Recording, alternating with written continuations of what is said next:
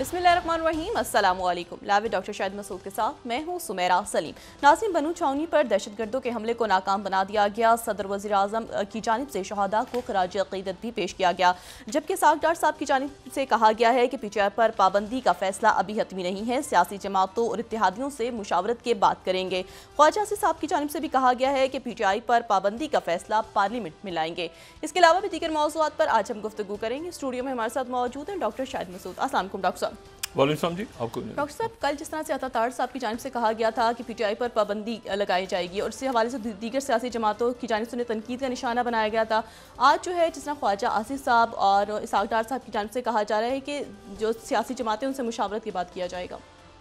आज मेरे ख्याल से वो एडहॉक जजेस का भी एक फैसला सामने आया है कि उनको भी शायद 4 हैं, उसमें से 2 आ रहे हैं, 2 ने शायद इनकार कर दिया है। ये सारे मामलात और वो वफाकी वज़रा की तरफ से बात आई, लेकिन ये जो 2 वाक़यात ऐसे हैं जो मेरे ख्याल से बहुत ज़्यादा अहम है पिछले 24 घंटों में। एक तो ये कि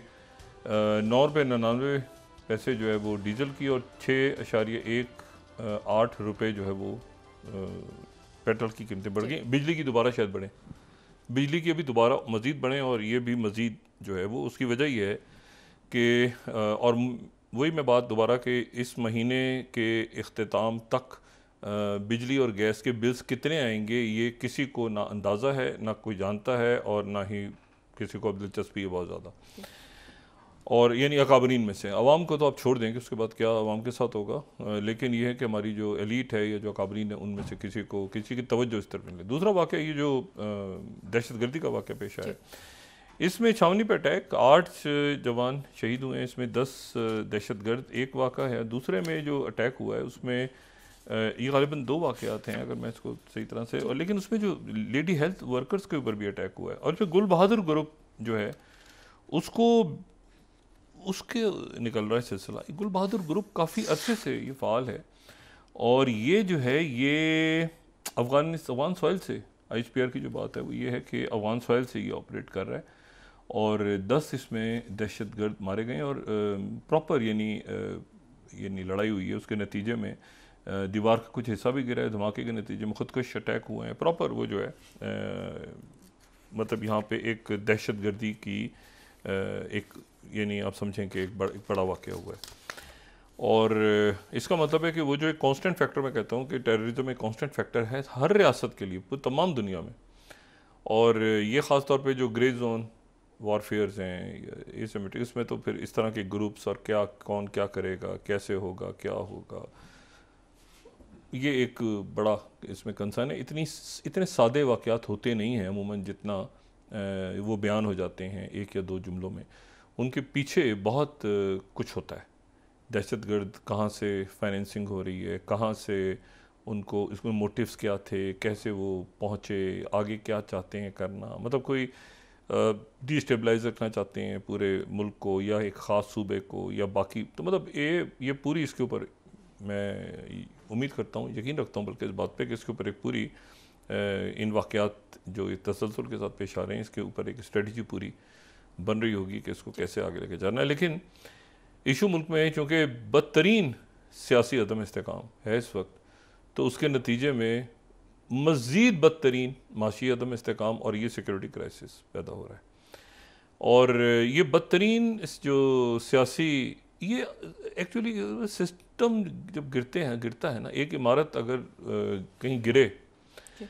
या उसको गिराया जाए या वो ख़ुद गिरे, तो उसके नतीजे में मलबा, धूल, मट्टी, नुकसान चीज़ें, ये इतनी बोसीदा इमारत है कि अब इसके ऊपर अच्छा मतलब ये जो भी कुछ करती है, ये जो इमारत जो सिस्टम है इतना नाकार और बोसीदा हो चुका है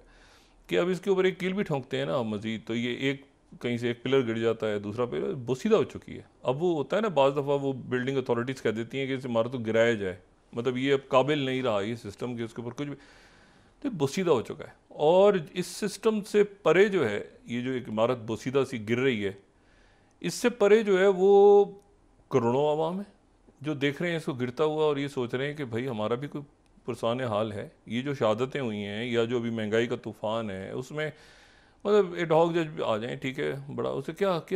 असर क्या पड़ेगा, करारदाद आगे होगी, पेश होगी, ये होगा, तफसीली फ़ैसला भी आएगा, तफसीली फ़ैसला जब तक नहीं आएगा तो रिव्यू में नहीं जा सकते। अच्छा जी, उधर उन्होंने कह दिया हम हलफ नहीं उठाएंगे, हलफ नहीं उठाएंगे तो कोर्ट मतलब है कि वो तौहीन लगा देगी, स्पीकर पे भी लगा सकती है वो। मतलब है कि एक अजीब सा क्योस है, जिस क्योस में मामला जो हैं वो सारे फंस के रह गए। ठीक है, और नवाज शरीफ साहब को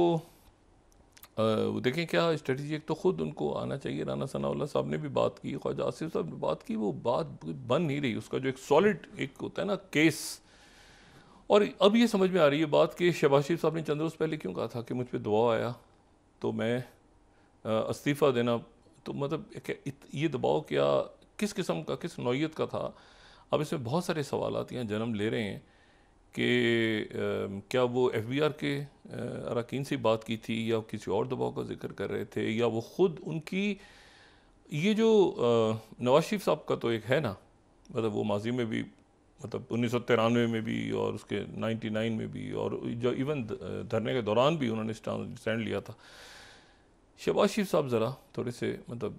कुछ मामलात से जो है ना, जब इस तरह के तनाज़े पैदा हो जाएं बड़े, तो वो हटो बचो उनको कोशिश होती है कि वो अपने आप को निकालें इस किस्म के मामलात में। लेकिन इस वक्त वज़ीर आज़म वो हैं, तो अब ये है कि वो कैसे मतलब है कि देखिए ना, जब आर्मी चीफ़ की तकरीरी का भी सवाल था तो उस वक्त नवाज शरीफ साहब ने बात की थी, तो शहबाज शरीफ साहब अल्लाह ताला सेहत दे वलील हो गए थे, तो वो थोड़ा सा वो अपने आप को कोशिश करते हैं कि वो बचाएं इस किस्म के तनाज़ुआत से। लेकिन नवाज शरीफ साहब एक मतलब जो फाइटिंग मोड में आ जाते हैं तो आ जाते हैं। लेकिन इस दफ़ा जो ये कोर्ट्स में हुआ है ना मामला, ये अदालतों के अंदर जो अचानक हुआ है, मुझे लगता है नवाज शरीफ साहब को किसी ने वो जैसे, यानी सुप्रीम कोर्ट कुछ कारगिल समझ लें आप नवाज शरीफ साहब की, अगर कि नवाज शरीफ साहब को जैसे लगता है कि गलत ब्रीफिंग दी थी, वो बाद में कहते हैं मुझे बताया नहीं गया था कारगिल का। तो मुझे लगता है ये सुप्रीम कोर्ट का भी शायद उनको मिजाज पता नहीं था पहले से कि वो क्या होने वाला है, मेरा तासुर है। अच्छा, जो बाद में वो लोग कहते हैं मैंने तो बताया था भाई सारा कि ये सूरत हाल है, कारगिल में ऐसे होगा, वो कहते हैं मुझे बताया नहीं था। तो अब कुछ ऐसे ही सुप्रीम कोर्ट के बारे में भी लग रहा है कि उनको जो पता ही नहीं था, हालांकि पता तो होना चाहिए था, पता ही नहीं था, ये हो जाएगा अचानक। अब वो मतलब 13 जज नहीं हो सके तो 2 जज और क्या कर लेंगे आके, तो वो बेंच में पब्लिक, आप यकीन करें वो पब्लिक एक ऐसी ट्रक की बत्ती के पीछे लगी हुई है। और अभी वो असल इशू मईशत का है, और अब इसमें तेज़ी आ जाएगी, ये इवेंट्स तेज़ होंगे। अभी तेज़ी आ गई है ना, अच्छा अब तो और मज़ीद तेज़ी आएगी। वजह मैं आपको बताता हूँ, वजह ये है कि जो दुनिया के हालात और वाक़यात हैं, अब वो आपको मज़ीद हंसी मजाक, खेल कूद, ये रुकन गायब हो गया, ये आ गया, इसने ये कर लिया, वो कर लिया। मुल्क चलाएं, सिस्टम चलाएं और प्रॉपरली चलाएं। पाकिस्तान है, सबका मुल्क है, 25 करोड़, और दुनिया इस वक्त जो है वो बहुत बड़ी नई बसात एक सजने जा रही है, जिसके लिए मेरा तो ख्याल है कि शायद बहुत पहले से आपको तैयारी कर लेनी चाहिए थी। लेकिन मैं बहुत दिनों से कह रहा हूँ कि अब हमारी खारजा पॉलिसी पर हमारा अंदरूनी क्योस जो है, जब तक ठीक जा रहा था तो मैं ये कहता था कि मेरी शुक्र है खारजा पॉलिसी, अब खारजा पॉलिसी भी इफ़ेक्ट होनी शुरू हो गई है, क्योंकि जो तब्दीलियाँ आ रही हैं और बड़े चेंजेस आ रहे हैं। साल गुजर के हम पता नहीं ब्रिक्स में हैं कि नहीं है, देखिए ना, हम मतलब कहीं दरमियान में फंसे हुए हैं कि हम हैं या नहीं हैं। अच्छा, अब ऐसे इकबाल साहब चाइना से आएंगे तो क्या होगा, कैसे करेंगे, वज़ीर ख़जाना गए हैं साथ, नहीं गए, क्या होगा, मतलब एक बिल्कुल एक समझे ना कि यहाँ पे एक इशू, वो सेक्रेटरी जनरल भी है पार्टी की, उनके पास पार्टी की जिम्मेदारियाँ भी हैं। तो यहाँ इशू ये है कि वो पीपल्स पार्टी आएगी, कब होगा, कैसे होगा, क्या होगा, उसके नतीजे में क्या होगा, अदालत से लड़ेंगे, अच्छा लड़ाई करनी है, जजों की बात नहीं सुनी जाएगी, जज गलत है तो नतीजा क्या होगा, नतीजा क्या होगा इसका, उसके नतीजे में क्या जो है वो नुकसान तहरीक इंसाफ का होगा। सिर्फ भाई हुकूमत में ये आप है ना, अगर खुदा न खास्ता यहाँ पे कोई मतलब मामलात बिगड़ते हैं तो नुकसान किसका होगा, नुकसान तो फिर वही बात आ जाएगी ना, कुछ पकड़े जाएंगे, कुछ मारे भागते हुए पकड़े जाएंगे, कुछ वो वाला जुमला मैं नहीं दोहराना चाह रहा, मगर वही सिचुएशन क्रिएट होगी ना। ये जो बातें कर रहे हैं कि भाई इस तरह होगा तो ऐसे लड़ाई करेंगे, तो क्या होता है, लड़ाई जो बाज़ारों में होती है या हुकूमत एग्जीक्यूटिव एक तरफ चली जाती है और वो तो मतलब फिर वो मामला ख़राबी की तरफ जाते हैं ना, तो उससे बचना चाहिए। उसका मलबा किस पे गिरेगा, PTI तो पहले बाहर है, वो सेटअप ये फ़ारिग होंगे ना, तो इनको अपने आप को बचाना है भाई, इस अरेंजमेंट को बचाना है ना, तो ये अरेंजमेंट अपने बचाने के लिए, लेकिन निज़ाम बचेगा नहीं, निज़ाम जाएगा, जाता हुआ नज़र आएगा बस। अच्छा, ये हाथ पैर मारने की कोशिश होती है, फेल हो जाएगा सारा। ये नहीं, ये टिकी अरेंजमेंट कैसे, ये कुछ सर पैर है इसका, इस अरेंजमेंट का कुछ सर पैर है। मतलब आप देखें ना, राना सनाउल्लाह साहब अब हुकूमत में ज़ाहिर उनका काम होता है, लेकिन उससे पहले तो कह रहे थे ना, वो कहते थे बनाते हैं भाई मोहसिन नकवी साहब को वज़ीर आज़म है ना, वो नाराज़ थे, वो सेट हो गए इधर। सियासी कारकुन ने पोलिटिकल पोजीशन रखें, अपनी सियासी पोजीशन रखें, और ये सियासी पोजीशन बड़ी अहम है, और सियासी मामलात को सियासत से हल करें, ठीक है। ख़ासतौर पर राना सनाउल्लाह साहब से मैं इसलिए कह रहा हूँ क्योंकि मतलब एक बैकग्राउंड रखते हैं ना पूरा पॉलिटिक्स का, और बड़ा मतलब ज़रा देख के हालात को, कि हालात फिर किसी तरफ से मतलब आउट ऑफ कंट्रोल ना हो जाए। जैसे ये इमेज, इनकी कैलकुलेशन क्या नहीं थी कि जज क्या करेंगे और क्या होगा कोर्ट में, अगर ये इतला ही नहीं थी तो फिर तो बड़ी अजीब सी बात है। तो बाकी ये है कि अकाबरीन बैठे आपस में, बैठ के तय करें मामलात को, जो भी कुछ करना है करें। इशू देखें, इकॉनमी, अब सिक्योरिटी क्राइसिस, ये बड़ा सिक्योरिटी क्राइसिस है, ये जो खड़ा हुआ है, वाक़या हुआ है, इसको आप, ये गुल बहादुर ग्रुप और इन ग्रुप्स का एक्टिव होना, और साथ ही मतलब है कि प्रॉपर वहाँ पे शहीद, मतलब एक प्रॉपर फाइट हुई है ना, जिसके नतीजे में अंदर घुसने की कोशिश की है, उन्होंने मारा है, शहीद हुए हैं लोग, तो इस तरह के वाक़यात। अच्छा, मैं जो कह रहा हूँ कि नई पूरा चेस बोर्ड समझ लेंगे, शायद एक नया सजने जा रहा है पूरी दुनिया में, और वो सजने इस तरह से जा रहा है कि एक तो प्रेसिडेंट, जो फॉर्मर प्रेसिडेंट ट्रंप कल रिपब्लिकन कन्वेंशन में वो आए, और बहुत ज़्यादा चार्ज्ड, उनके जो चाहने वाले थे रिपब्लिकन, बहुत चार्ज क्राउड था, ह्यूज क्राउड, बहुत बड़ा क्राउड और चार्ज्ड। यानी पहली दफ़ा जो फॉर्मर प्रेसिडेंट ट्रंप हैं, वो जहाँ पे उनको गोली लगी थी कान से, तो वो उसके ऊपर एक बैंडेज लगा के वो एंटर हुए, लेकिन मुकम्मल तौर पे जैसे उन्होंने अपने आप को कंपोज, और बहुत चार्ज क्राउड। और उसमें अब हैं जनाब एक साहब से हम ज़रा आज के प्रोग्राम में उनसे तारुफ उनका करवाते हैं। उनका नाम है जेम्स डेविड वेंस। अच्छा, अब ये जो जेम्स डी वेंस हैं, ये जो हैं, ये आप इस तरह से समझें कि ये एक मुसन्निफ़, एक इन्होंने किताब लिखी। अच्छा, यंग हैं, ज़्यादा इनकी एज नहीं है, यंग हैं, और इन्होंने जो है वो एक किताब के हवाले से ये बड़े मशहूर हैं, और वो जो किताब है इनकी, हिलबेरी एलिजी, ठीक है, हिलबेरी एलिजी, वो जो इनकी किताब है ये 2016 में आई थी, और उस किताब में असल में इन्होंने अपनी दास्तान बयान की है। और अमेरिका का एक इलाका है, अच्छा उस इलाके की आप समझ लें कोई रियासत नहीं है, वो एक इलाका है, वो जो उनका मशरक़ी अमेरिका का एक बहुत बड़ा पहाड़ी इलाका है, और उस इलाके में ये स्कॉटलैंड, बरतानिया, आयरलैंड, यहाँ से जो लोग आए थे, जो शुरू में, आपको पता है ना अमेरिका ने आज़ादी किससे हासिल की थी? अमेरिका ने किसी से आज़ादी हासिल की थी। 4 जुलाई को वो जो मनाते हैं अपना यौम आज़ादी, तो अमेरिका ने यौम आज़ादी किससे हासिल की थी? बरतानिया से। ये बड़ी इंटरेस्टिंग बात है। तो जो एनीवे, तो वो जो शुरू में लोग वहाँ पर आए थे, तो उन्होंने आके यहाँ पर इन पहाड़ी इलाकों में वो आबाद हो गए थे। अच्छा, ये जो है ये अपलाशिया का इलाका है, अपलाशिया कहते हैं, या इसको जिस तरह भी प्रोनाउंस करें, अपलाशी भी बहुत सारे लोग कहते हैं, बहुत बड़ा एक इलाका है। अच्छा, उस इलाके में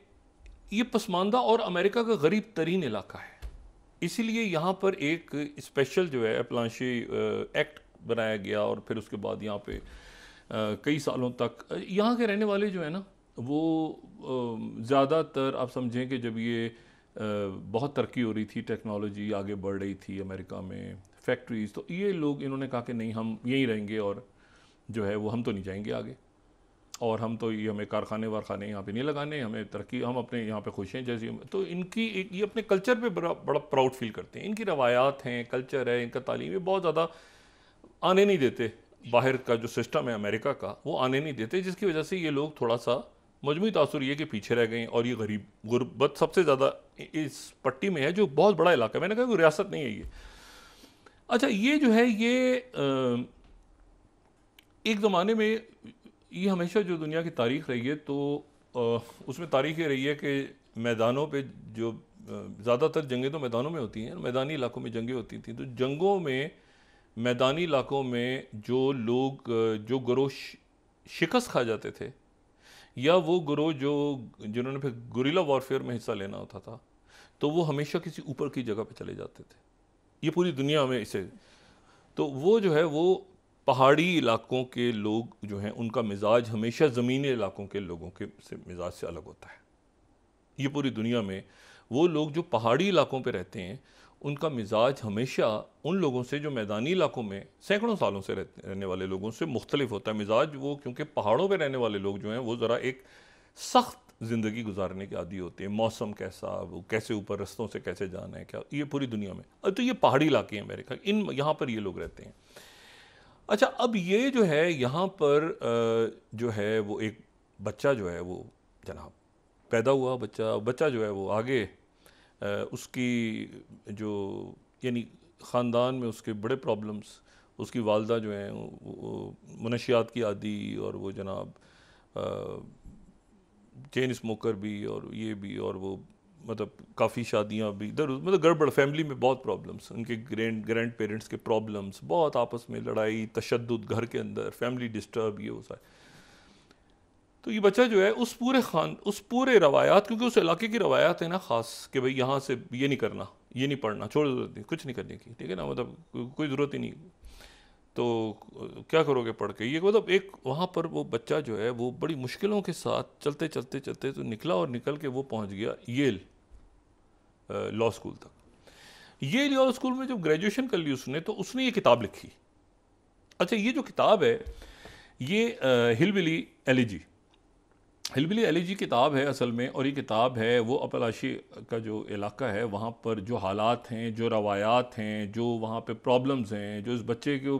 प्रॉब्लम सारी उस इलाके की रवायात की वजह से। और ये इस बच्चे ने बताया कि जो अच्छा, ये बेस्ट सेलर किताब बन गई न्यूयॉर्क टाइम्स की 2014, 15, 16 ये जब छपी,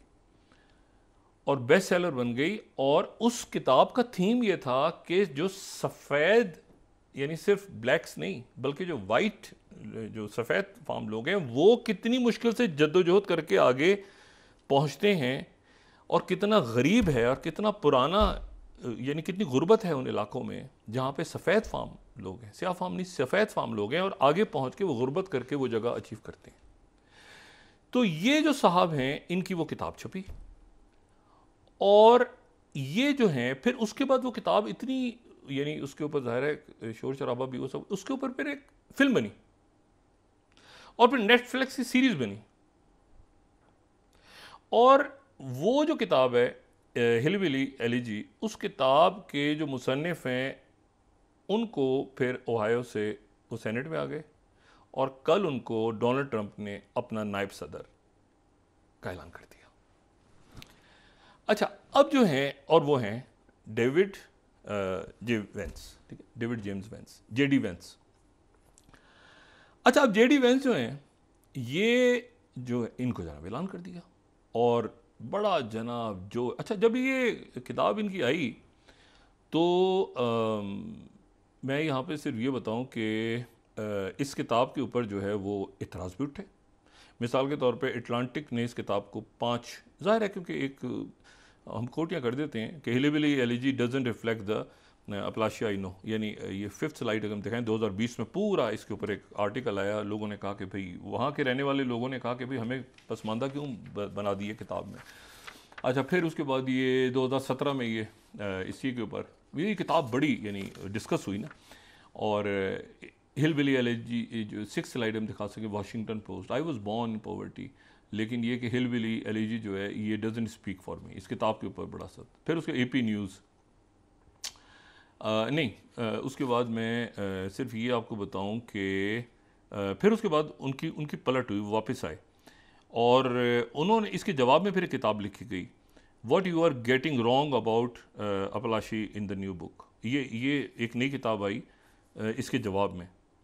ठीक है ना, वो व्हाट यू आर गेटिंग। अच्छा, ये भी आई, और फिर और कई किताबें आई वो इसके जवाब में लिखी गई कि वहाँ के लोगों ने क्योंकि ये किताब, इसके ऊपर फिल्म बन गई, नेटफ्लिक्स सीरीज़ आ गई, सब कुछ हो गया, तो सारा जो है लोगों ने कहा नहीं भाई हम भी हैं, लेकिन इतना पसमानदा, इतना तुम जाहिल शो कर रहे हो। तो बहरहाल ये जो हैं, ये इनकी किताब उन 6 बुक्स में से एक थी जिन्होंने ट्रंप को 2016 के इलेक्शंस में जीतने में मदद दी, क्योंकि लोगों का जहन अमेरिका में ऐसे गया कि एक पसमानदा इलाका जहाँ पे सबसे ज़्यादा गुर्बत है वो स्याह फार्म नहीं है, बल्कि वहाँ पे सफ़ेद फार्म लोग रहते हैं। और वो अपील जो थी मेक अमेरिका ग्रेट अगेन वाली, जो कल भी नारे लग रहे थे, तो वो उसने एक बहुत बड़ा रोल प्ले किया इस किताब ने। ये वाइस प्रेसिडेंट नॉमिनेट हो गए। अच्छा, अब ये जो हैं इनकी जो अहलियाँ हैं वो भी येल से पढ़ी हुई हैं, और वो जो हैं उनके पेरेंट्स यानी इनको वो जो हैं वो हिंदू रिलीजन से हैं, और उनके जो पेरेंट्स हैं वो इंडिया से माइग्रेट करके गए थे, बड़ी पढ़ी लिखी फैमिली, और फिर वहीं येल में ही इनकी मुलाकात हुई और शादी हो गई। तो वो वकील हैं, वो हिंदू हैं, तो ये जो हैं ये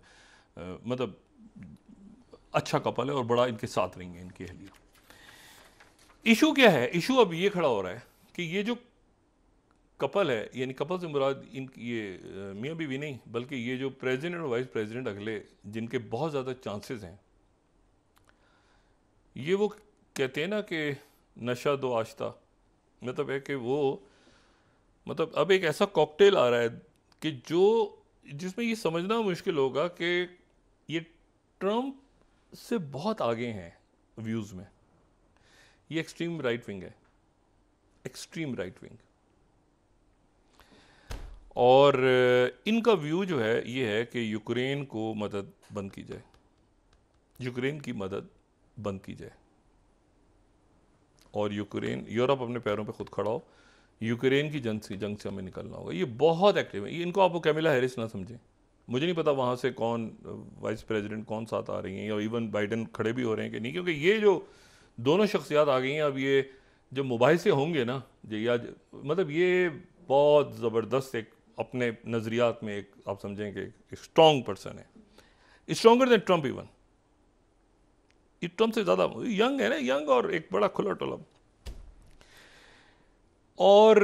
मतलब हिलरी क्लिंटन, ओबामा, ये वो दौर गुजर गया। ये बहुत तेज़ जो है ना आगे की बात करने वाला, वो बड़ा क्लैरिटी के साथ 3-4 चीज़ों के ऊपर इनका व्यू बड़ा क्लियर है।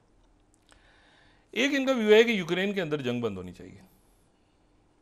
और यूक्रेन के अंदर जंग बंद होनी चाहिए, और अब जो है वो यूरोप के अंदर एक प्रॉपर केओस खड़ा है इस वक्त कि भाई ये बंदा जो है, पहले तो ट्रंप थे, ये बंदा तो मुसलसल कहता रहा है, बल्कि कुछ अर्सा पहले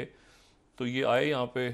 म्यूनिख समिट में एज अ सेनेटर, और इन्होंने आके कहा कि अपने पैरों पे खड़े हो जाओ, यूरोप ही क्या हमारे, मतलब ये बड़े स्ट्रेट बिल्कुल सीधी बात, यानी ट्रंप जितने करते हैं समझ लें ये 5 गुना ज़्यादा है उनसे बात करने में। तो एक तो ये यूक्रेन की जंग ख़त्म करो, और ये विक्टर ऑर्बन को EU को पता नहीं था शायद कि ये नॉमिनेट हो जाएंगे एज अ वाइस प्रेसिडेंट, तो उन्होंने जनाब वो विक्टर ऑर्बन आए और उन्होंने आके हंगरी के अंदर, अभी वो है विक्टर ऑर्बन दौरा करके आए हैं ना, मॉस्को का, चाइना का, फिर आज़रबाईजान, फिर यूक्रेन, फिर अमेरिका नेटो समिट, फिर वहाँ जाके ट्रंप से मिले वो। तो वो उन्होंने जनाब ख़त लिखा है पूरा EU को कि भाई ट्रंप जो है वो जो आइंदा आने वाला सदर है उसके पास एक कंप्लीट प्लान है जंग बंद करने का यूरोप की। अब EU के मुल्क जो है ना वो ज़रा इस पर गौर कर रहे हैं कि ये, क्योंकि बाइडन की एक तो अपनी पॉपुलैरिटी, फिर वो अभी तक वो डिफेंसिव मोड में है कि भाई सिक्योरिटी जो है ना वो क्यों कम थी ट्रंप की, वो कह कुछ नहीं रहे, लेकिन जो मजमा है, जो क्राउड है, वो ये कह यही है पीछे, यही है जो ट्रंप का रास्ता रोकने की कोशिश हो रही है। उनका जो क्राउड है ना वो बात सुनने को तैयार नहीं है। अच्छा, और दूसरी जो बात है वो ये है कि इनका जो एक तो यूक्रेन, ये पूरी कहानी तब्दील होने वाली है। यानी जब आप ये कह रहे हैं, देखिए ना, मतलब लोग अब मेंटली अपने आप को प्रिपेयर कर रहे हैं एक नई दुनिया के लिए जहाँ ट्रंप होगा, और ट्रंप और उनके साथ ये होगा, क्योंकि अभी तक वो रिपब्लिकन्स हिले हुए हैं कि भाई अटैक कैसे हुआ है, डिफेंस से भी ये वो अच्छी बातचीत। ये तो शुक्र है ये प्रेसिडेंट कैंडिडेट नहीं, वरना मुझे नहीं पता बाइडेन इनके सामने कैसे आता है। मतलब ये बंदा जो है ना बहुत ज़बरदस्त इसका नुक्ता नज़र है। लेकिन ट्रंप के बारे में इनका नुक्ता नज़र कुछ अरसे में चेंज हुआ है। कुछ अरसे पहले तक ये ट्रंप को कहते थे कि ट्रंप जो है वो एक मॉरल डिज़ास्टर है और अमेरिका का हिटलर है। ये मैं 13 स्लाइड कोट कर रहा हूँ CNN की। जेडी वेंस ने, जो ट्रंप का VP, इन्होंने एक दफ़ा कहा मॉरल डिज़ास्टर और एक दफ़ा नहीं, 13 स्लाइड CNN। ये रेडिकलाइजेशन, ये पूरे आर्टिकल छपे हुए हैं कि कैसे हुआ, क्या आगे इनकी वो, ये वाशिंगटन पोस्ट का है, लेकिन ये जो CNN को अगर हम दिखा सकें, JD Vance terms VP pick once called him a moral disaster and possibly America's Hitler. अच्छा, तो ये जो रेडिकलाइजेशन ऑफ जेडी वेंस है, ये मैं सजेस्ट कर रहा हूँ कि इसको सब पढ़ें। ये जो पहले मैंने जो दिखाया था ना, ये मस्ट रीड है ताकि अंदाज़ा हो कि ये कैसे जो है ना, ये कैसे ये चेंज कैसे हुए, इनके ख्यालात कैसे चेंज हुए। दूसरा जो मसला है वो ये है कि ये जो हैं ये ट्रंप ने आप समझें कि अपना एक इनहेरिटर जो है ना, यानी ये विक्टर हाँ, ये उनकी तस्वीरें शादी की, ये इनकी अहलियाँ हैं जिनका ताल्लुक इंडिया से है, जिनकी फैमिली का। अच्छा, अब जो है दूसरा जो इशू है वो ये है कि ये जो है, एक तो ये हो गया इनका कि यूक्रेन के बारे में इनका नुक्ता नज़र। दूसरा जो इनका है वो नुक्ता नज़र इनका, ये शदीद इनको नफरत है लेबर पार्टी से, जो कि बरतानिया में इलेक्शन जीत के आई है, और लेबर पार्टी को इनसे नफरत है। अच्छा, अब हुआ ये कि उधर तो पता नहीं था कि भाई इस बंदे ने नॉमिनेट होना है, तो उनकी जो आधी काबीना जो है, आधी काबीना ने वो डोनाल्ड ट्रंप को कुछ दिन पहले, ये मैं 18 स्लाइड दिखा रहा हूँ फाइनेंशियल टाइम्स, तो खबरें सेंसिटिव है तो रेफरेंस देना ज़रूरी है। उन्होंने लेबर 18 स्लाइड फाइनेंशियल, उन्होंने जनाब, उनकी आधी काबीना ने जो है लेबर की, ट्रंप को क्या क्या कहा, inflammatory, ignorant, sociopath, absolute moron, a profound threat, racist, misogynistic, self confessed, groper, पता नहीं खुदा जाने क्या कि वर्स्ट प्रेसिडेंट इन हिस्ट्री, सब कह चुके। अब ये जनाब ये अच्छा, ये यहाँ आ गए। अब जनाब वो जो मौसूफ हैं वहाँ पे, जो वाइस प्रेसिडेंट है, उन्होंने लेबर पार्टी को आते ही उन्होंने क्या बयान जारी किया, ये बड़ा इंटरेस्टिंग है। उन्होंने कहा कि पहला इस्लामी मुल्क जिसके पास न्यूक्लियर वेपन्स हैं, गार्डियन 16th और 17 इंडिपेंडेंट, वो कहते हैं कि पहला इस्लामी मुल्क दुनिया का जिसके पास न्यूक्लियर वेपन्स हैं वो बरतानिया है। अच्छा, ये तरदीद कर रहे हैं लेबर वाले, ये बेचारे उसकी तरदीद करते फिर रहे हैं। 17 स्लाइड हम दिखाएं तो उसने आते कह दिया कि यूके जो है वो एक इस्लामी मुल्क जो है वो है, पहला इस्लामी मुल्क है जिसके पास न्यूक्लियर वेपन्स है। वो कहते हैं मैं समझता था कि शायद पाकिस्तान है, लेकिन पाकिस्तान नहीं, यूके है। अच्छा, यूके उसकी तरदीद करता फिर रहा है, बरतानिया, कि भाई ये जो है मतलब नरम अल्फाज में, लेकिन एक अजीब सी सिचुएशन है ना कि जी अभी देखें ना गार्डियन की कि लेबर रिजेक्ट्स जेडी स्टांस, यानी ये क्या खबर है, लेबर रिजेक्ट जेडी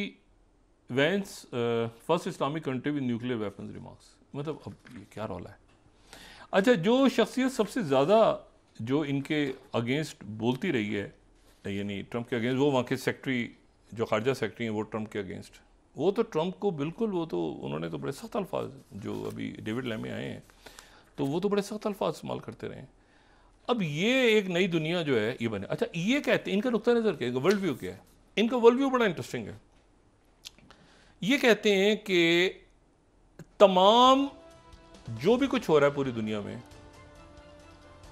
एक तो ये है कि गज़ा का इस सीज़फायर जल्दी कराओ, इसराइल और शिया सुन्नी और ये जो भी इन्होंने अल्फाज इस्तेमाल किए हैं, और ये जो मुख्तलिफ ग्रुप्स हैं आपस में सारे मिलें, मुसलमान सारे मिलें जो भी हैं, ताकि इनका ये सीज़ फायर होना इसलिए ज़रूरी है ताकि ये सब मिलके ख़त्म करके सब आपस में मिल जाएं सारे और ईरान पे चढ़ाई कर दें। तो एक तो ये इनका नुक्ता नज़र है ईरान के बारे में। दूसरा, यूक्रेन को कहते हैं कि ताल्लुक ही नहीं है, कि पैसे दें हमें, और टैक्स का लफ्ज़ इन्होंने कहा, टैक्स हम लेंगे यूरोप से अगर यूक्रेन की जंग में, उनको टैक्सेशन ये बड़ा सख्त। और ये सारा ख़त्म करके झगड़ा, असल दुश्मन जो है ये चाइना हॉक है। ये चाइना हॉक है, तवज्जो हमारी चाइना पे होनी चाहिए। यानी असल हमारा दुश्मन जो है वो चाइना है, चाहे वो ट्रेड हो, चाहे वो ताइवान को, ऐसा नहीं है कि हम चाइना से कहेंगे वो चलता हुआ आ जाएगा था, तो बट चाइना इसको अब देख रहा है कि जी, यानी वो पूरा जिसे कहते हैं ना कि आप, यानी अमेरिकन प्रेसिडेंट आके, मैंने कहा ना कि वो पॉलिसी बिल्कुल, अगर ये ट्रंप आते हैं तो उस सूरत में एक पूरा जो कैनवस है वो चेंज हो जाता है और वो यूक्रेन से हटता है। और पुतिन वो तो इंतजार कर रहे हैं ना, विक्टर ऑर्बन के पीछे जाएंगे ईयू के मुल्क के, भाई जल्दी इसको जंग को बंद करवाओ, मतलब रास्ता खुला रखो, क्योंकि ये तो जो वाइस प्रेसिडेंट आ गया, ये तो मतलब हम तो सोच रहे थे कोई और आएगा, ये तो बिल अजीब, वो कहता है यूक्रेन को टैक्स लगाओ यूरोप पे, ये जंग पैसा खर्च कर रहे हैं, तो इशू और सारी तवज्जो, तो फोकस जो बनेगा आने वाले दिनों में, जो नया चेस बोर्ड है वो पूरा का पूरा यूरोप से उठ के, ये मशरिक वस्ता में भी लड़ाई होती रहे, जो कुछ होता रहे, लीस्ट बहुत है,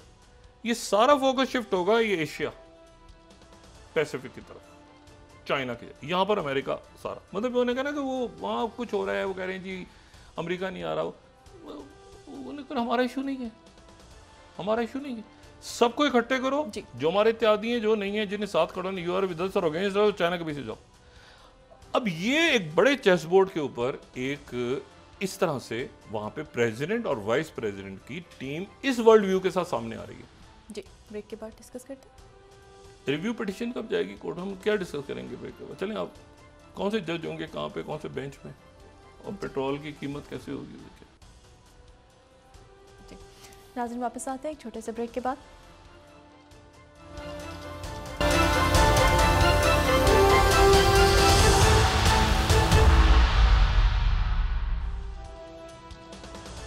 वेलकम बैक नाज़रीन। डॉक्टर साहब, जो मौजूदा सूरत हाल, इसमें क्या नया सियासी बहरान सर उठाने लगा है? नहीं, मौजूद है, बहुत बड़ा सियासी बहरान है, और ये इसका कोई इसको हल करने की सियासी, माशी, हर किस्म का बहरान है, तो सिक्योरिटी क्राइसिस पैदा है, सब कुछ है, और हमें जल्द फैसले करने। और मैंने आपसे कहा ना कि इसमें, अच्छा ये बड़ी इंटरेस्टिंग बात है कि वो जो इंडियन प्राइम मिनिस्टर मोदी का जो दौरा भी हुआ, ये जो पुतिन से उनकी मुलाकात हुई, और प्रेसिडेंट पुतिन से, और उसके बाद वो ऑस्ट्रिया गए, तो ये जो है वो मेरा ख्याल है उनका इस लिहाज से वो मुल्क बड़े अच्छे रहे जो जिन्होंने कोई साइड नहीं ली। इंडिया भी, पाकिस्तान भी, ये इस पूरे फड्डे में जिनकी साइड इन्होंने नहीं ली, यूक्रेन की और रशिया, पाकिस्तान भी उसमें है, पाकिस्तान ने भी रशिया से और यूक्रेन से अपने ताल्लुकात बैलेंस रखे, पाकिस्तान उस ब्लॉक में है, इंडिया भी है। इंडिया, अच्छा, लेकिन इंडिया का स्पेसिफिक मैं जिक्र इसलिए कर रहा हूं क्योंकि इंडिया और चाइना का अब देखना है कि इंडिया को पुश करेगा अमेरिका अगेंस्ट चाइना, क्योंकि जो ट्रंप की बिल्कुल क्लैरिटी के साथ ये मैं बता रहा हूं, क्योंकि इनकी जो पॉलिसी है वो कंप्लीट, जो जेडी कंप्लीट अब चाइना है, और ईयू नहीं है उसमें, ईयू बहुत नीचे के नंबर पे कहीं है, और उसमें जो है वो यहाँ के मुल्कों की जो एशिया पैसिफिक, इंडो पैसिफिक, यानी ये जो भी एंटाई चाइना ब्लॉक्स, चाहे वो अब एंटाई चाइना, तो फिर कहानी आप शुरू करेंगे तो वेनेजुएला से शुरू करेंगे या क्यूबा से शुरू करेंगे और अफ्रीका तक जाएंगे, तो ये तो आपस में नत्थी हैं, बहुत बड़ा ब्लॉक है ये, जो SCO का ब्लॉक है और जो ब्रिक्स है, और ये सारा तो कैसे करेंगे ट्रेड के ऊपर, और ये अब एक अमेरिका पुश करेगा इंडिया को। चंद दिन पहले जो है वो जैक सल्वन ने टेलीफोन पे बात की, अजीत डोवाल जो उनके NSAs हैं, दोनों NSAs ने बात की, और उसमें उन्होंने कहा कि आप एक पोजीशन लें रशिया पे, ये वो जैक जो अजीत डोवाल हैं, एग्जैक्ट मुझे नहीं पता कि उनकी क्या बात हुई, लेकिन वो अब इशू ये है कि अब वो चाइना के ऊपर एक पॉलिसी इंडिया को लेनी होगी, और पॉलिसी नहीं अगर लेगा इंडिया तो इंडिया के लिए प्रॉब्लम पैदा होंगे चाइना के ऊपर, क्योंकि उनका वो इंडिया को बहुत ज़्यादा अमेरिका की सपोर्ट मिलेगी, बहुत सपोर्ट मिलेगी। देखिए, ये आप ध्यान में रखें कि इंडिया को बहुत सपोर्ट मिलेगी ट्रंप एडमिनिस्ट्रेशन से, ये इस वाइस प्रेसिडेंट की मौजूदगी में, और ख़ासतौर पे उनकी वाइफ का भी बैकग्राउंड इंडिया से, लेकिन वो सपोर्ट मिलेगी कि खुलकर आपने चाइना के अगेंस्ट आना है। और यहाँ पे जो बैलेंसिंग एक्ट्स हैं अब सारे मुल्कों के, वो एक कैसे आपने बैलेंस करना है, क्योंकि चाइना से तो एक फड्डा है। अब क्या चाइना के साथ, मतलब वो देखें, रशिया तो सीज़फायर में चला जाएगा एग्रीमेंट में, यूक्रेन तो बिल्कुल ही वो तो फारिग हो गया ना, वो तो उसको तो कहीं अभी मिलेगा भी नहीं ना उससे, ज़ेलेंस्की वगैरह को, मतलब ये प्यूटिन के साथ इनके मामला ये ठीक करके, और वो जो भी प्लान है जिस पे प्यूटिन भी एग्री कर गए, यूक्रेन ये जो चक्कर लगाया इन्होंने, सिर्फ मॉस्को नहीं मिले, विक्टर ऑर्बन जो है और ईयू के सदर हैं, आप इनको ईयू ने अपनी मीटिंग वगैरह कैंसिल कर दी इनके साथ, लेकिन अब वो दोबारा ईयू इनके साथ रुजू करेगा कि भाई एक मिनट ठहरो, ये खत्म करवाओ जंग। अच्छा, लेबर पार्टी जो है वो पॉपुलर है, लेबर पार्टी बड़ी मजबूत है, और लेबर पार्टी तो ये मेरा ख्याल है कि वो अपना इसमें इस वक्त में लेबर पार्टी का होना बड़ा, आप समझें कि बरतानिया के लिए एक उसकी एक यूनिक पोजीशन बनेगी। बरतानिया के जो लोग हैं और जो यूरोप के लोग हैं मजमूई तौर पे इससे कतई नज़र के वहाँ राइट विंग पार्टी वो अभी वो ये ट्रम्प जो माइंड सेट है और जो वहाँ पे नारे वारे लग रहे हैं उस तरफ नहीं गए लोग, बरतानिया के तो बिल्कुल भी नहीं गए। तो वो इसको बड़े तरीके के साथ वहाँ पे यकीनन देखेंगे, उसको बैलेंस करेंगे, और वो कभी भी इस मतलब है कि जहाँ जा रहा है, मतलब एक यूके भी आपको एक ज़रा आज़ाद इंडिपेंडेंट पोजीशन में नज़र आएगा अंडर लेबर पार्टी। ऋषि सुनाक वगैरह तो बिल्कुल ही फारे थे ना, उनको तो आखिर में कोई उनका तो सर पैर ही समझ में नहीं, ये बड़े तगड़े। लेकिन मैं आपसे जो बात कह रहा हूँ वो ये कह रहा हूँ कि जो पॉलिसी है वो पॉलिसी शिफ्ट अभी से दुनिया ने, अभी तो देखें नहीं पता कि अगले, वो तो कन्वेंशन से पहले अगले महीने कन्वेंशन है ना, 24 तारीख को जा रहे हैं नेतन्याहू, बातचीत चल रही है, विलियम बर्न्स ने वही दोबारा कि जी सीज फायर हो, किसी तरह सीज फायर हो। ये बहुत भयानक गलती होगी कि ये अगर अफ्रीका को छोड़ते हैं, ये गज़ा को छोड़ते हैं, ये इराक को छोड़ते हैं, ये तो मुल्कों ने आपस में सब ने अपने मामला तय कर लिए, तो लड़ाई नहीं हो रही कोई, और चाइना आ गया दरमियान, ये वैक्यूम छोड़ते हैं चाइना इधर आ जाएगा। चाइना ऑलरेडी आ चुका है, चाइना ने आज ऑफिशियली उनकी तरफ से वो बात आ गई, CGTN मैं 34 कोट कर रहा हूँ, आज ऑफिशियली बात आ गई उनकी तरफ से कि China says it is ready to work towards intra Palestinian reconciliation. ठीक है, वो जो बात थी उन्होंने आज ऑफिशियली उनके मीडिया ने उसको बात को कह दिया। दो शख्सियात इस वक्त बड़ी इंपॉर्टेंट मौजूद हैं वाशिंगटन में, और उनका जो रीड आउट है ये मैं 32nd स्लाइड या secretary Blinken meeting with Israeli minister of strategic affairs Dermer and national security advisor Hanegbi. अच्छा, ये जो है 32nd, इसको दोनों की मुलाकात और इसके अलामिये में वही के ताल्लुकात अच्छे रहेंगे सारा ये सारा। लेकिन इशू ये है कि इसको अगर इन्होंने बाइडन के पास इस वक्त कुछ नहीं है इलेक्शन में जाने के लिए, कुछ भी नहीं है। एक तो उनकी पर्सनैलिटी, फिर गलतियां, फिर वो मतलब वाइस प्रेसिडेंट जो है वो मतलब देखें ना, मिस्टर प्यूटिन जेलेंस्की को कह दिया, वाइस प्रेसिडेंट ट्रम्प बना दिया, मतलब वो उनकी वो, और फिर ये जो डिफेंसिव पोजीशन में चले गए जब से ये, और लोगों को नहीं समझ में आ रहा कि गोली कैसे चली है। वो सीक्रेट सर्विस टोटल जो है वो डिफेंसिव पे गई हुई है, और लोग इनके जो ट्रम्प के लोग हैं वो कह रहे हैं सीक्रेट सर्विस पे आप एतबार ही नहीं करो, ये तो हमारे उम्मीदवार के पीछे लगी हुई है, ये तो चाहती नहीं कि इस तरह का आज़ाद मनुष्य आदमी जो है वो अमेरिका को आए, जो कि डीप स्टेट पीछे लगे, उनकी थ्योरीज हैं वहाँ पे घूम रही हैं। अब मसला ये सारा कि लेकिन वो ज़ाहिर है अलर्ट होके, अगर वो पूरा प्रेसिडेंशियल कैंडिडेट भी बड़ा इंपॉर्टेंट है इस वक्त, ठीक है ना, एक पॉपुलर वेव के साथ, और वो आवाम में निकल के दोबारा आके, तो वो मतलब है कि जो नारे लग रहे थे, जो फिर बंदा उसने चुना है वो तो बिल्कुल एक क्लैरिटी के साथ वर्ल्ड व्यू रखता है। इसको कहा जा रहा है कि ट्रम्प ने अपना इनहेरिटर चुना है। एक्चुअली ट्रम्प ने अपनी जो लेगेसी है वो लेगेसी आगे लेके चलने वाला बंदा जो रहेगा अमेरिकन हिस्ट्री में, वो आगे ये होगा जो वाइस प्रेसिडेंट है। यानी इस ट्रम्प की सेकंड टर्म है, तो अगली टर्म में ये ट्रम्प की जो थ्योरी है या ट्रम्प का जो जहन है, उसका जो इनहेरिट करेगा उसे अमेरिका में, अब वो ये होगा। यानी JD वैन जो है उनकी अब ये मतलब उनको एज ए इनहेरिटर कहा जा रहा है, not Eric Trump, not someone else, कोई और नहीं। ये क्लैरिटी के साथ यंग है, सफ़ेद फार्म है, गरीब इलाकों से आया है, किताब लिखी है, उस पर फिल्म बनी है, उसके ऊपर नेटफ्लिक्स पे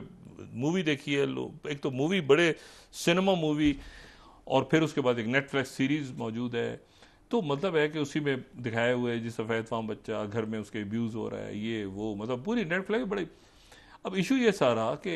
वो ऑलरेडी लोगों को पता है कि भाई ये कौन है, इंट्रोड्यूस कराने की जरूरत है। नेटफ्लिक्स पे लोगों ने देखा होगा पूरे अमेरिका में और पूरी दुनिया में, फिल्म पड़ी हुई है इसकी ज़िंदगी के ऊपर। तो इशू ये है कि वो अब वो बंदा जो है कि भाई वाइट पर्सन जिसने बहुत जुल्म सहे, गरीब इलाके से उठा और अमेरिका का सदर बन गया। और गुर्बत जो है वो सिर्फ ये नहीं कि आप कहेंगे जी वो अच्छा इमिग्रेशन पे बड़ा सख्त नुकता नजर, चाइना पे बड़ा सख्त नुकता नजर, मतलब एक कंप्लीट राइट विंग।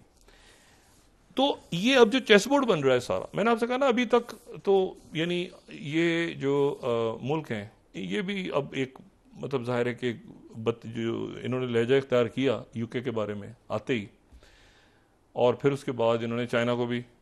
इन्होंने कह दिया इज बिगेस्ट थ्रेट। पूरी बड़ी जो थ्रेट है दुनिया में वो चाइना है और कोई थ्रेट नहीं है। और ये मैं 29 स्लाइड को कोट कर रहा हूँ ब्लूमबर्ग को। इन्होंने आती जो बयान दिया है VP 29 Bloomberg, China is the biggest threat to US. ठीक है, तो अब ये है कि अच्छा चंद रोज पहले ये हुआ था, जो 27 स्लाइड हम कोट करें ना वाशिंगटन पोस्ट की, तो JD Vance goes all the way to Munich just to insult Ukraine. ये चंद रोज पहले, मैं आपको बता रहा हूँ कि नुक्ता नजर इनका जेलेंस्की के बारे में क्या है। अच्छा, और ये जो है ये डेली मेल ने आज क्या खबर लगाई है, 26 Daily Mail, Trump sends a message to Europe with vice president selection. JD Vance, who has declared NATO's tax on Americans, यानी टैक्स लगाओ हमें अगर हम साथ देना है, and UK is now Islamic country with nukes under labor. चलें जी, अब तो इनका जो है ना वो एक नुक्ता नज़र जो है वो ऐसा है कि बड़ा हॉकिश, एक देखें ना मुसलमान मुल्क आगे पीछे और ये अच्छा इसराइल भी कुछ नहीं है, क्योंकि वहाँ नारे लग रहे हैं ना कि ट्रंप को हमले करने के पीछे यहूदी हैं, तो मतलब इसराइल भी कहीं फंसा हुआ बीच में कि एक मिनट ये क्या है। तो वो लेकिन ये कि अब्राहम अकॉर्ड हुए और ये वो सारे वो तो गायब हो गए, गजा के लाशों और मलबे तले वो तो ख़त्म हो गए। अब्राहम अकॉर्ड या के प्रेशर डालेगा दोबारा, ये करो वो करो, उससे पहले जंगबंदी होती है नहीं होती, जहरियत रुकती है नहीं होती, वो भी मतलब अमेरिका भी तो देख रहा है ना कि भाई आगे क्या सिनेरियो खड़ा हो रहा है। तो और साथ ही जो दहशतगर्दी की मैंने बात की, एक अनहोना वाक़या पेश आया है, अनहोना तो नहीं बहुत कम रेयरली ऐसा हुआ है कि हमारा इंतहाई दोस्त बरादर मुल्क हमारा ओमान, मस्कत ओमान, वहाँ पे दहशतगर्दी हुई है। हमारे सफ़ीर ने जो बात की है वहाँ पे एक दहशतगर्दी का वाक़या हुआ है जिसमें इतलात ये हैं कि 2 पाकिस्तानी और 1 इंडियन जो है वो फायरिंग के वाक़े में, और पुलिस ने फिर न्यूट्रलाइज़ कर लिया। जो अभी तक इतलात आ रही हैं वो यही हैं कि वो उस इलाके में कोई दहशतगर्दी का वाक़या हुआ है, और उस वाक़े में पाकिस्तानी एम्बेसडर जो हैं वो भी आए। फिर इंडियन एम्बेसी ने भी एक वहाँ पे मैसेज इशू किया कि एक इंडियन शहरी भी वहाँ पे जो है उस दहशतगर्दी का निशाना बना। उसकी जो तफसीलात हैं वो हमारे पास नहीं है कि वो क्या हुआ है, लेकिन ये है कि वो किसी इमाम बारगाह में गालिबन कोई दहशतगर्दी का वाक़या हुआ है, और बड़ा रेयर है किसी भी खलीजी रियासत में या इस तरह से, वो बहुत रेयर है कि ओमान, मस्कत ओमान में वाक़या पेश आए। लेकिन ये कि पाकिस्तानी एम्बेसडर हमें बड़े फाल वहाँ पे नजर आए।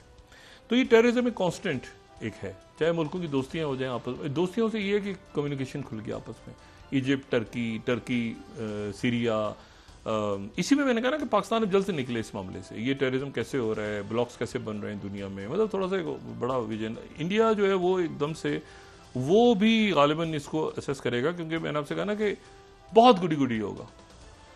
नई एडमिनिस्ट्रेशन वो नहीं होगी बाइडेन वाली, बहुत गुडी होगा, लेकिन साथ एक मकसद के लिए होगा कि चाइना, मतलब अब वो नहीं है चीज़ के वो होता है ना बैलेंसिंग के जी हम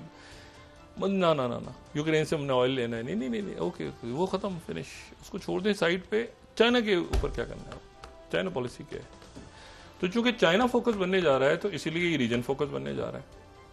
अब मुझे कोई ये बताया कि हम ब्रिक्स में हैं कि नहीं है, मैं तो इसको सवाल उठा अगर नहीं है तो हमें पता चले, लेकिन इशू ये है, इशू कुछ और हैं दुनिया के, हम ब्रिक्स में हैं या नहीं है, हम जो है वो क्यों नहीं है ब्रिक्स में। 2024 का निस्फ साल गुजर गया, आईएमएफ के साथ हमारे, हम क्या आईएमएफ के ट्रक की बत्ती के पीछे लोग लगे रहेंगे, या ये कुछ हमने कोई पॉलिसी बनानी है, लॉन्ग टर्म स्ट्रेटेजी, बड़ी स्ट्रेटेजी एक इस वक्त होता है ना, आप एक पूरा वो 2, 4, 5 साल की पूरा प्लान करते हैं कि भाई कैसे दुनिया, ये होता है ये सीट इधर मिल गई तो 4 सीटें, ओ भाई इस वक्त चेस बोर्ड देखें ना दुनिया का, मिडिल ईस्ट के मुल्क देखें, टर्की, सऊदी अरेबिया, लोग सारा रोलर अप पे नहीं खत्म हो रहे। तो मसला ये है कि ये इसमें ये जो चेंजेस आ रहे हैं, यूएस इलेक्शंस और बाकी सारी चीजें, और उसमें ये कांस्टेंट फैक्टर आपका टेररिज्म, आपकी इकोनॉमी, आपका सोशल अनरेस्ट नहीं फैलना चाहिए, और फॉरेन पॉलिसी में आप जो है वो गलत डिसीजन लेके पता चला कि और निकल गए, जो अभी तक हमने ठीक रखा है, लेकिन अब हमारा इफेक्ट होना शुरू हो गया। जो मैं बार बार कह रहा हूं कि इंटरनल टर्मोइल को खत्म करें, ये मैन मेड क्राइसिस है, एलिट को नहीं पकड़ना, क्यों नहीं पकड़ना, मतलब आईपीपी इसके मुआहदे नहीं खत्म करेंगे, वो जी वो 1992 में फलाना आदमी नाराज हो जाएगा, उसके बच्चे उधर बैठे हैं, उसके बच्चे, भाई क्या मसला है, क्या प्रॉब्लम है। आप एक लॉन्ग टर्म स्ट्रेटेजी बना के आगे चलें, और उसमें आप जो है वो या तो आप कह दें कि हम नेटो ज्वाइन कर रहे हैं, कह दें, या ब्रिक्स में जाएंगे, कहीं कोई पॉलिसी, मतलब एक दुनिया में बहुत कुछ हो रहा है इस वक्त। तो बराह करम, और टेररिज्म का ये वाकया तो दिल खराज वाकया है सामने। तो ये अल्लाह ताला करे खैरियत से ये दिन गुजरे मुहर्रम के और उसके बाद के भी, और सियासी टर्मोइल हमारे अकाबरीन बैठे हैं। मैं तो गुजारिश कर रहा हूँ बार बार अचकज़ई साहब से, मेंगल साहब से, ये जो शख्सियात हैं, हाफिज नईम साहब से, सिराजुल हक साहब से, और नवाज शरीफ साहब खुद हों, जरदारी साहब, ये इस टर्मोइल को ख़त्म करवाएं किसी तरह से। ये पॉलिटिकल अकाबरीन बैठें, और अब कैसे माइनस पीटीआई, कैसे, मतलब माइनस पीटीआई, और मैंने आपसे कहा ना कि हलफ नहीं उठाएंगे, वो नहीं उठाएंगे, भाई तौहीन लग जाएगी। ये उसको एक प्रॉपर स्ट्रेटेजी बना के माइनस पीटीआई फार्मूला, ये कैसे चेस बोर्ड बनेगा पाकिस्तान का पॉलिटिकल? देखिए ना, इसके अंदर कोई रंग रूप इसको देके हमने लड़ने का फैसला कर लिया अदालतों से। क्या बात करते हैं यार, अदालतों के साथ खड़े होंगे या उसके साथ रियासत के साथ खड़े? ओ भाई, अदालतें क्या मरीज के ऊपर बैठी हैं? मतलब इसका कोई हल निकालें, पॉलिटिकल हल निकालें इसका। और लेकिन हल निकल नहीं पाएगा, मसला ये है ना, क्योंकि सिस्टम तो चल नहीं रहा। लेकिन कहने में क्या है कि हल निकालें, तो हम तो कह ही सकते हैं ना कि हल निकालें, क्योंकि ऐसा बंद गली में फंसे हुए सारे कि उसमें से जब तक एक, जो कहते हैं ना, उसको एक स्टेटस को तोड़ते हैं आप, तो स्टेटस सब फंस गए उसमें, है ना। रूटीन बातें, कोई out of the box solution नहीं आ रहा, क्या करें, जैसे आप बताएं, 2 सीटें उधर, ये उसको पकड़ के उधर लगा, स्टॉप इट। इसको स्टेबलाइज करके सिस्टम को तेजी से आगे निकलें। और उसकी वजह कि बड़े चैलेंजेस रियासत के सामने आ रहे हैं, इकोनॉमी की सूरत में, जियो पॉलिटिक्स की सूरत में, ये जो डिफेंस का, ये जो टेररिज्म और ये सारे बात, ग्रे जोन है। ये ऐसे नहीं होता टेररिज्म के दो लोगों ने, तो ग्रे जोन वॉरफेयर, बड़े पीछे इसके पावर्स होती हैं। तो उस सबको जरा समझें और थोड़ा सा इससे निकलें, ये पेटी इश्यूज में से, तो देना हो जाए। बहुत शुक्रिया डॉक्टर साहब। नाज़रीन, इसके साथ ही आज का प्रोग्राम अपने अख्ताम को पहुंचा। मुझे सुमेरा सलीम को इजाजत दीजिए। अल्लाह निगहबान। जी डॉक्टर साहब। अपना दोस्तों रिश्तेदारों गिरदोनवा के लोगों का सब ख्याल रखिएगा। अल्लाह हाफिज़।